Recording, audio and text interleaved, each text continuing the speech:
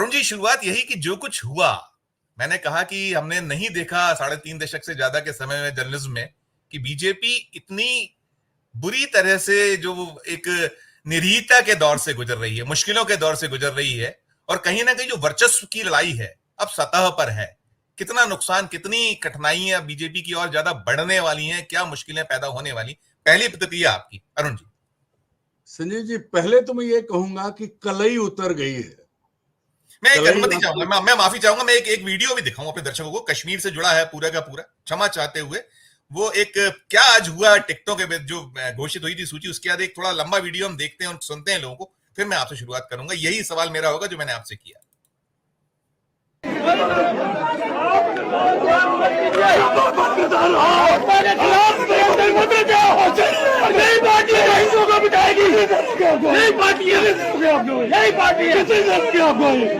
बताइए कितने मन से हैं आपने क्या कांग्रेस खत्म की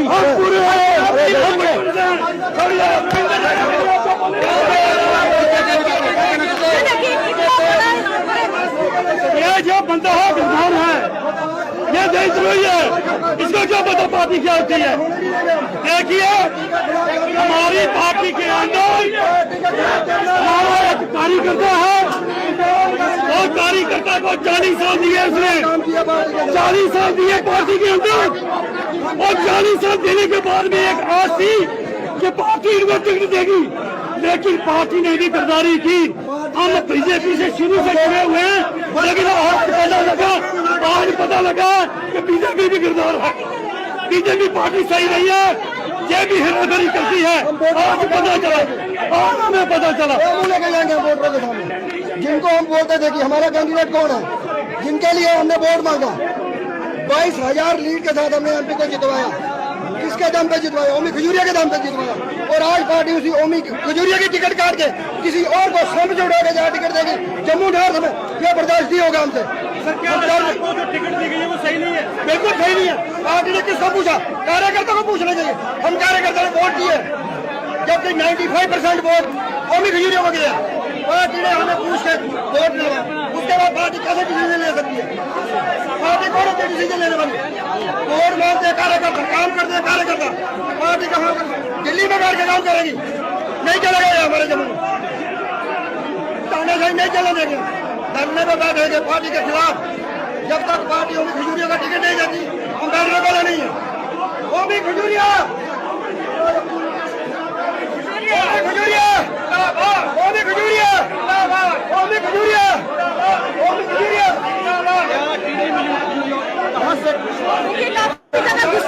काफी ज्यादा गुस्सा जो है इस वक्त यहाँ पर देखने को, ये जो तस्वीरें आप देख रहे हैं ये बीजेपी ऑफिस की तस्वीरें हैं, जहाँ पर लोग यहाँ पर पहुंचे और काफी ज्यादा गुस्सा जो है वो जताया जा रहा है। कहा जा रहा है कि जो टिकट दी है ये नकली टिकट है।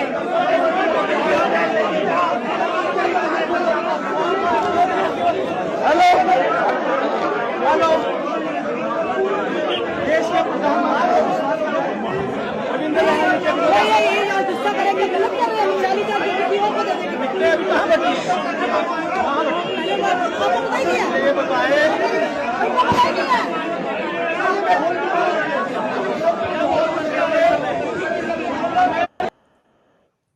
अरुण जी, ये हालात थे वहां, जो है आपने सुना होगा, बहुत सारी और भी बातें हैं, वो यही कह रहे हैं कि ये टिकट गलत बटे हैं, नकली लोगों को टिकट दिए गए हैं, टिकटों में हेरफेर के आरोप लगा रहे हैं, दिल्ली की दादागिरी, तानाशाही की तमाम बातें कर रहे हैं। तो जो मेरा सवाल था वहीं से शुरुआत पुनः मैं करूंगा, आपकी बात अरुण जी। संजीव जी, पहला तो ये है कि वो हम लोग गांव में बर्तनों पे कलई कराते थे और फिर कभी कुछ ऐसा होता तो कहते थे अब इसकी कलई उतर गई। तो पहली चीज तो अविनाशी जी की कलई उतर गई। और दूसरी चीज जो है, अगर आप वो भगवा पट्टा हटा देते तो और किसी को कहते तो वो कहता है कांग्रेस का दफ्तर है। तो अब 11 साल में नरेंद्र मोदी ने बीजेपी को कांग्रेस बना दिया पूरी तरह से, और इसका प्रमाण जो है हमने देखा पूरी तरह से। अब कांग्रेस युक्त बीजेपी है, कांग्रेस मुक्त भारत तो नहीं हो पाया, कांग्रेस युक्त बीजेपी हो गई। इसको आप किसी भी राज्य में देख लीजिए। मध्य प्रदेश में जहां अभी मैं बैठा हूं, वहां 32 में से 8 कांग्रेसी मिनिस्टर हैं सरकार में। तो ये जो परिस्थिति आई बड़ी मेहनत की है, 10 साल 24 घंटे, एक दिन छुट्टी नहीं ली नरेंद्र मोदी जी की। इसके लिए तारीफ की जानी चाहिए, और मयूर भाई करेंगे भी कि 10-11 साल में उन्होंने कांग्रेस को बीजेपी में पूरी तरह से समाहित कर लिया है। पहली बार लोग बोले हैं, इससे पहले इस तरह का दृश्य आपको देखने को नहीं मिला। कभी कभी लोग नाराज होते थे, मध्य प्रदेश में पहले भी हुआ है और राज्यों में हुआ है, लेकिन जो किया है, दरअसल क्या है, गंभीर बात यह है कि मोदी जी और अमित शाह जी ने जब 2014 में आए, तो जब 14 में गुजरात से जब वो चले, तो सबसे पहले गुजरात को उन्होंने अपनी जेब में रखा। सबसे पहले आनंदीबेन पटेल बनी, जबकि पूरे नाम थे उन नेताओं के, मयूर भाई बताएंगे कि उस पर कौन बड़े बड़े नेता थे। उसके बाद आए तो फिर रूपाणी जी आए, फिर भूपेंद्र पटेल आए। ये प्रयोग उन्होंने किया, फिर उस प्रयोग को लेके वो मध्य प्रदेश आए, राजस्थान, जहां जहां उन्होंने किया, उत्तर प्रदेश में नहीं कर पाए वो। और पूरी पार्टी में अगर आज जगत प्रकाश नड्डा अध्यक्ष बने हुए हैं, उसके बाद के पदाधिकारियों के नाम मुझे तो नहीं याद आ रहे, क्योंकि एक नाम याद आता है और वही नाम चलता है कि जो अमित शाह ने कह दिया वो होगा। जानकारी ये है कि ये लिस्ट भी जो 44 की बनी और वापस ली गई, वो जो है वो अमित शाह जी ने बनाई थी। और ठीक वैसे ही किया गया था जैसे कांग्रेस में होता था कि आखिर में किसका थैला बड़ा, उसका टिकट पहले। तो वो सब हुआ है, ये बातें बीजेपी के लोगों से उभर के आई हैं। तो ये जो परिस्थिति बनाई है मोदी जी ने, एक तरफ 2024 में उनके साथ जो हुआ है कि वो जो 400 पार का नारा, वो 169 पे आ गया, 240 में से 71 तो वो कांग्रेसी और अन्य दलों के लोग हैं। बिल्कुल मनमानी करते हुए पार्टी को, वो पार्टी जो कैडर बेस्ड पार्टी थी, वो पार्टी जो अनुशासन से चलती थी, वो पार्टी जिसके अपने सिद्धांत थे, जिस पार्टी की मिसाल दी जाती थी, उस पार्टी में पूरा जो है वो जिसको कहते हैं कि एक ऐसी चीज, ऐसा मिक्सचर उसमें बना दिया गया, कंपोस्ट बना दिया है पार्टी को, पूरा सब मिल गए हैं सब आके। अब उसके बाद जो निकला है वो हम और आप देख रहे हैं। देखिए, जम्मू कश्मीर में आप समझिए, कश्मीर में भारतीय जनता पार्टी बड़ी मुश्किल से, पिछली बार जड़ें जमाने के लिए इन्होंने, अभी एक नेशनल कॉन्फ्रेंस और कांग्रेस के समझौते पर बड़ी बड़ी बातें कर रहे हैं, लेकिन महबूबा मुफ्ती के साथ सरकार इन्होंने इसलिए बनाई थी ताकि इनकी जड़ें जम जाएं, सरकार में शामिल हो जाएं। उसके बाद इन्होंने राज्य में डिलिमिटेशन भी इसी हिसाब से कराया, लेकिन जैसे ही ये थोड़ा डिलिमिटेशन के बाद जो सीटें आई हैं, एग्जैक्ट उनकी संख्या मुझे नहीं अभी याद है, लेकिन ये हुआ है कि बीजेपी के चांसेस जम्मू रीजन में बढ़ गए। तो जैसे ही चांसेस बढ़े, वैसे ही कांग्रेस का जो डीएनए इन्होंने अडॉप्ट किया है वो सामने आ गया। अब जिस तरह की भाषा लोग बोल रहे हैं, ये कांग्रेस के दफ्तरों में बोली जाती थी, या फिर नीतीश कुमार के लोग बोलते थे, या फिर जो है साउथ में भी अलग अलग गुट हुए। तो ये जो है मोदी जी को सब तरह के अनुभव चाहिए थे। कैसे कांग्रेस ने देश को खत्म किया, तो वो कैसे कांग्रेस जी, ये उनके कहने, उनके डायलॉग हैं, बर्बाद कर दिया, सब कर दिया। तो उसने तो 75 साल में किया, 65 साल में। आपने 10 साल में पूरे देश और पार्टी दोनों को शून्य पे ला खड़ा किया। अब एक और चीज पता लगी है, क्योंकि जो फैसला मोदी के सामने हुआ, तो क्या मोदी को यह पता नहीं था कि किसको टिकट दिए जा रहे हैं? क्योंकि डॉक्टर जितेंद्र सिंह तो जम्मू से और पीएमओ में ही है इतने साल से, 10 साल से उनके साथ है, सबसे करीबी है वो। ऐसा तो नहीं हो सकता। फिर वही बात है जो वो व्यक्ति कह रहा था, टिकट बेचे किसने, किसकी पार्टी? 40 साल से जो आदमी आपके साथ खड़ा है, जिसने आतंकवाद झेला, जिसने मार खाई, जम्मू कश्मीर में दोयम दर्जे के नागरिक की तरह जम्मू के लोग रहे, वो जब ये कह रहे हैं तो फिर आपकी हिम्मत बाकी घाटी में तो हो ही नहीं सकती। इसीलिए आप लोकसभा चुनाव नहीं लड़ पाए। आज भी जो है आप कर रहे हैं, आप लगातार बात कर रहे थे, जब स्थानीय लोगों को, उनके नेताओं को आप विश्वास में नहीं ले पाए, उन्हें टिकट नहीं दे पा रहे, इसका मतलब ये है कि आपकी तैयारी कुछ और है। आप उन लोगों को टिकट दे रहे हैं जिनको आप पसंद कर रहे हैं, जनता की परवाह आपको नहीं है। और जैसा कि आपने कहा कि राजीव कुमार जी जो मुख्य चुनाव आयुक्त हैं, वो हर बार कुछ शेर पढ़ते हैं, तो मुझे लगता है कि उनने पहले से कार्यक्रम दे दिया होगा। ये पता करने की बात है कि उन्होंने क्या क्या हो। ये भी हो सकता है कि लिस्ट भी उन्होंने बनवा दी हो, मोदी जी इतनी जल्दी, भाई सबसे ज्यादा भरोसा किस पे कर रहे हैं? वो आज की तारीख में अपने कार्यकर्ताओं पर नहीं, अमित शाह से ज्यादा भरोसा राजीव कुमार पे कर रहे हैं। और अगर राजीव कुमार नहीं होते तो ये 240 का आंकड़ा भी 160 पर ही होता है, 160-70 पे। अब सबसे बड़ी समस्या, अब मोदी जी किसको दोष देंगे? क्या राजनाथ का इलाका नहीं है? गडकरी का इलाका नहीं है? गुजरात वाले पाटिल साहब का भी इलाका नहीं है?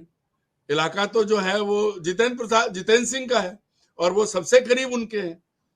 और एक और चीज यह है कि संघ को शून्य करने की कोशिश इन्होंने की थी, क्योंकि काम तो संघ कर रहा था जम्मू कश्मीर में, बरसों से कर रहा था। बीजेपी तो बाद में पहुंची है। मैं उन लोगों को जानता हूं जो वहां काम कर रहे हैं, मित्र हैं, तो हमारे हम नाम हैं जो वो काम कर रहे थे। बिल्कुल बिल्कुल। फिर आपने संघ को हाशिए पे, खूंटी पे टांग दिया।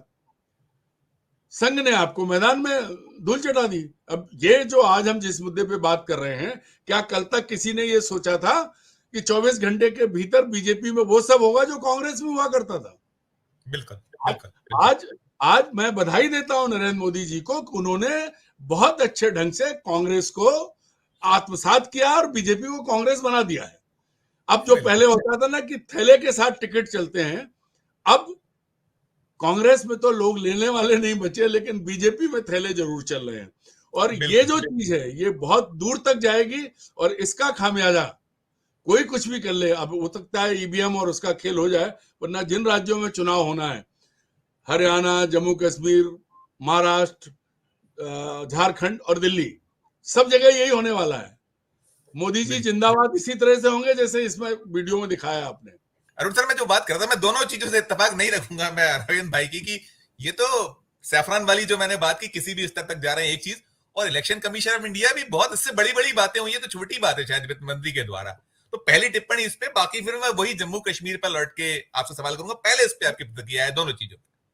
संजीव जी, पहले मैं ये कहूंगा कि जो बात कही नेताओं ने कि सरकार तो हमारी बनेगी, दरअसल याद करो रविंद्र तो तब छोटे होंगे जब भजनलाल ने शुरू किया था आया राम गया राम की, हरियाणा से ही शुरू हुई थी, वो पूरी सरकार लेके कांग्रेस में आ गए थे।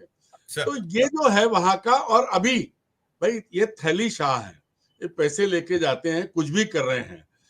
पहली बात कहूं, जो मुझे लगता है कंगना रनौत का जो बयान आया और फिर वो वापस हुआ, बीजेपी उससे अलग हुई, मुझे लगता है कि वो स्क्रिप्ट उन्हें दी गई। कंगना रनौत अपनी मर्जी से, उनका वो अभिनेत्री, डायरेक्टर के इशारे पे चलना उनका काम है। ये इसलिए किया गया कि हरियाणा में जाट वर्सेस अदर्स करने की एक कोशिश, आखिरी कोशिश नरेंद्र मोदी ने की। इससे पहले पिछली बार जब दंगा हुआ था, याद होगा, रविंद्र को ज्यादा अच्छे से बताएंगे, लेकिन इन्होंने ये कोशिश की एक कहलवा के कि किसान बलात्कार किया, किसानों के आंदोलन, किसान आंदोलन को बेसिकली जाट आंदोलन बता दिया गया था। वेस्टर्न यूपी से आए, पंजाब से आए, हरियाणा से आए, तो हरियाणा में जाट समुदाय जो है वो रूल करता रहा है 30-40 साल से। हम देख रहे हैं बंसीलाल, भजनलाल, देवीलाल, ये तो अलग अलग, देवीलाल और भजनलाल अलग कम्युनिटी के थे, बंसीलाल जी जो हैं, उसके बाद हुड्डा जी आ गए, ये सब जाट थे। तो पहली बार बीजेपी ने नॉन जाट लाके और जाटों के साथ जो संघर्ष कराया, सामाजिक संघर्ष, वो उसका खामियाजा पूरे हरियाणा ने भुगता। ये एक बार कोशिश यही थी, क्योंकि नायब सिंह सैनी जो मुख्यमंत्री हैं वो माली समाज से आते हैं, तो एक बार जाटों के सामने सारी जातियां इकट्ठी हो जाएं, ये कोशिश करने के चक्कर में मैडम को बुलवाया गया। अब ये अलग बात है कि वो इतना भारी पड़ गया कि कंगना रनौत तो कहीं सिक्योरिटी में बैठी रहेंगी, लेकिन अनिल विज जब निकलेंगे तो उनकी दाढ़ी नोच ली जाएगी। तो भाई आजकल रामविलास शर्मा कहाँ है, आपको पता होगा रविंद्र जी, बीजेपी के बड़े पुराने करता धरता हुआ करते थे। जब हम लोग हरियाणा के प्रभारी थे तब हमने देखा था थोड़े समय के लिए कि ये 2 ही 3 नाम होते थे बीजेपी के पास। अब आज की जो सबसे बड़ी चीज है, देखिए, पहला जम्मू कश्मीर में जो हुआ है वो इसलिए हुआ है कि संघ ने पहली बार प्रभारी बना के किसको भेजा, राम माधव को। राम माधव के साथ घोषित तौर पर उस तरह की हरकत नहीं हो पाई थी जैसे संजय जोशी के साथ हुई। 2 लोग बहुत बहुत तेज, बहुत सुलझे हुए, बहुत गहराई तक पार्टी और समाज के बीच काम करने वाले लोग थे, संजय जोशी और राम माधव। तो राम माधव नॉर्थ ईस्ट से अचानक गायब हुए थे, और जब वो नॉर्थ ईस्ट में डुबकी लगाई उन्होंने तो कहाँ निकले आके जम्मू कश्मीर में। जम्मू कश्मीर में निकलने के साथ ही ये समझ लीजिए कि जितनी पूरी टीम नरेंद्र मोदी के साथ है, अकेले राम माधव उतने उसमें सक्षम हैं, उतना उनके पास पार्टी की और संघ की सबकी पकड़ है। तो मुझे जो लगता है कि ये जो तत्काल पहली बार इतिहास बनाया, चूंकि इतिहास बनाने की मोदी जी की आदत है, ऐसा काम करते ही नहीं जिसमें इतिहास ना बने, लिस्ट वापस ले ली, ये इतिहास बनाया उन्होंने। तो ये घर के भीतर की लड़ाई है। अब वो जो जिसको हमारे एक संघ के मित्र हैं वो कहते हैं गैंग ऑफ अनमैरिड मैन, संघ का मतलब उन्होंने ये दिया है, गैंग ऑफ अनमैरिड मैन। तो ये जो गैंग है, अब उस गैंग को ये समझ में आ गया है कि जिस आदमी ने खुद को फोर्सली जो है अनमैरिड बता दिया है, वो आदमी कितना खतरनाक है और वो क्या कर रहा है। तो ये शुरुआत जो है, ये लड़ाई अभी पिछले दिनों मध्य प्रदेश में आए थे दत्तात्रेय होसबोले जी, वो मीडिया वालों से मिले थे, उन्होंने बहुत सारे मैसेज लोगों को दिए थे और मैसेज ये कन्वे किया था कि हम अपना अलग रास्ता पकड़ेंगे। इन्होंने पहले चुनाव के दौरान कहलवा दिया था नड्डा जी से, अब एक्सपोज हो चुके हैं। जो मयूर भाई कह रहे थे 3 रास्ते, इनके पास अब कोई रास्ता नहीं बचा, चारों तरफ से ना किसी की सुनी, ना किसी से कही, जो कहना है खड़े होके गाली दे ली और अमित शाह जी ने उसका फैसला कर दिया। दोनों राज्यों की मिट्टी में बहुत फर्क है। जम्मू कश्मीर को लेकर के लोग कहते हैं कि कश्मीर का कोई भी दल हो, they are always with power, उन्हें सत्ता का साथ चाहिए। और आप इतिहास उठा के देख लीजिए, केंद्र में सरकार चाहे बीपी सिंह की हो, चाहे अटल बिहारी वाजपेयी की हो, जम्मू कश्मीर की पार्टियां सत्ता में रही हैं उनके साथ। हरियाणा में आदमी जो है फंसा, पिछली बार उसने हरा दिया था बीजेपी को, क्योंकि जाटों को या पूरा हरियाणा एक ही कल्चर है, उनमें लाग लपेट नहीं है। इन्होंने मनोहर लाल खट्टर को लाए थे, वो रिफ्यूजी हैं, उनका हरियाणा से बहुत ज्यादा नहीं था, लेकिन तब मोदी की तूती बोल रही थी, कोई नहीं बोल रहा था। जिन राजनाथ से सबसे ज्यादा उम्मीद थी वो बैठ गए चुप होके, गडकरी जी किनारे फेंक दिए गए, उनके ऊपर देवेंद्र फडणवीस ला के रख दिए गए। उस हरियाणा ने पिछले चुनाव में जो 19 में हुआ था विधानसभा चुनाव, हराया था इनको, 40 पे आए थे।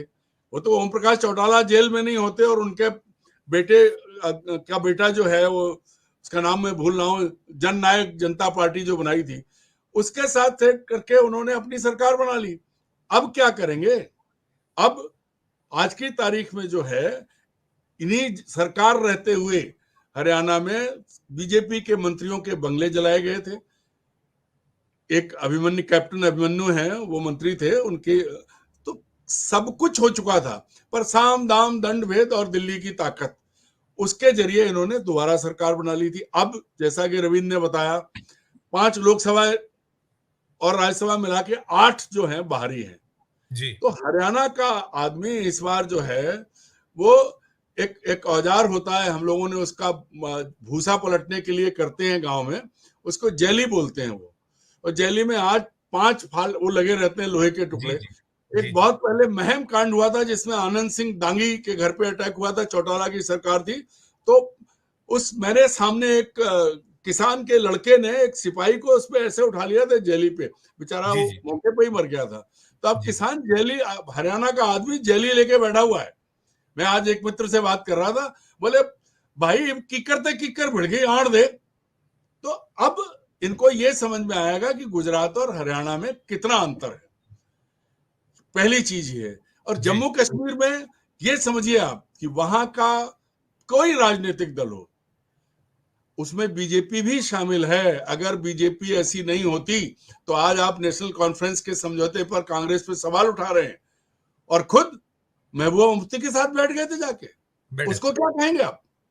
तो ये विशुद्ध रूप से नरेंद्र मोदी की पूरी कलई उतर गई है पार्टी के भीतर, मतलब घर के भीतर और घर के बाहर, दोनों तरफ ये एक्सपोज हो गए। उत्तर प्रदेश में अभी पिछले दिनों जो चला वो आपने देखा है, और मीनू जी बैठी है उत्तराखंड में, मैं तो अब बहुत साल से टच में नहीं हूं, लेकिन जब उत्तराखंड आंदोलन चल रहा था उस समय भाई जो हार गया, चूंकि वो आपके पांव छूता है, वो हार गया चुनाव, उसको फिर मुख्यमंत्री बना दो। तीरथ सिंह रावत और दूसरे रावत, भाई पार्टी में आप उन नेताओं को उभरने नहीं दे रहे हो जो वहां के जनाधार वाले हैं। रमेश पोखरियाल को किसने दिल्ली ने बनाया था और उत्तराखंड में कैसी लूट हुई जानती हैं आप। और सबसे बड़ी चीज ये है कि कोई भी रीढ़ वाला नेता, जड़ वाला नेता इन्हें पसंद नहीं है। एक योगी जी गलती से अटक गए, अन्यथा जो मध्य प्रदेश में, राजस्थान में, झारखंड में इन्होंने पहले किया था कि जो आदमी वहां से नहीं था, जो पिछले मुख्यमंत्री इनके थे, जी जी, तो ये प्रयोग करते करते मोदी जी वहां आ गए कि आज उनके साथ प्रयोग हो गया कि पूरी दुनिया में वो जाने जाएंगे। मयूर भाई कह रहे थे जेलेंस्की तो भाई हम लोग हिंदी में कहते हैं मस्खरा, वो तो मस्खरा है। लेकिन जब चुनाव, आप याद करिए 2 साल पहले जब युद्ध शुरू हुआ था, तब तो लोगों ने कहा था 2 मिनट में निपट जाएगा, मस्खरे को नेता चुन लिया। आज उस मस्खरे ने किसकी नाक में रस्सा डाला है? पुतिन की। और पुतिन इतना बड़ा देश रूस, उसके यहां लड़ने कौन जा रहा है? भारत के सिपाही भाड़े के सैनिक पहुंच रहे हैं। और वो भारत जिसका आसपास बड़ा अच्छा था, एक पाकिस्तान को छोड़ दीजिए, आज अफगानिस्तान, पाकिस्तान, माले, श्रीलंका, म्यांमार, बांग्लादेश, और उधर चले जाइए तो चीन तो बैठा ही है, वो तो रोज घुस रहा है, नेपाल, तिब्बत, चीन हो चुका है। कोई एक देश आपके साथ, जो छोटे छोटे देश है जी, सब आपको आंख दिखा रहे हैं। ये मोदी जी का एजेंडा है, ये मोदी जी का परचम है, मोदी का करिश्मा है कि आपको माले जैसे देश ने भी आंख दिखा दी। और बांग्लादेश के लोगों ने अपनी प्रधानमंत्री के भारत आने के गुस्से में वहां रह रहे हिंदुओं को मारा, बोले वो गई तुम क्यों नहीं गए? इसका कोई जवाब नहीं है। अब ये जो चीजें हैं, जब आप खेलते रहते हो तो फिर आप उसी दांव में फंसते हो। अब नरेंद्र मोदी अपने ही दांव में फंसे हैं। अब इनकी वही होने वाली है, कहा जाता है ना कि सपेरा जो है सांप के काटने से मरता है और तैराक डूबने से मरता है। अब मोदी जी के पास यही 2 विकल्प हैं। उनकी इतनी बेइज्जती अब होगी कि वो खुद ही झोला उठाएंगे, मौका नहीं देंगे किसी को हटाने का, इतना उन्हें समझ में आ गया है।